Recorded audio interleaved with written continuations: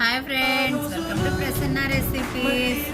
చూడండి, ఇది ఎంతమందికి తెలుసో ఎంతమందికి తెలియదో కామెంట్ చేయండి. నేనైతే వీటితో చాలా మంచి అనుభూతి ఉంది, అనుబంధం ఉంది. అయితే మేము చిన్నప్పుడు ఇవి వేపేవాడు, నేనేమో ఇప్పుడు వేపాను. ఇది ప్రాసెస్ తెలుసుకొని వేపాను అనమాట. ఇవేంటంటే ఉప్పు వేడిసింది, చాలా బాగుంటాయి ఫ్రెండ్స్. నేనైతే చిన్నప్పుడు తెగ తినేదాన్ని. ఇలా ఉంటాయి అనమాట. మొత్తం ప్రాసెస్ని మీకు నేను నెక్స్ట్ చేసేటప్పుడు మీకు పెడతాను ఫ్రెండ్స్.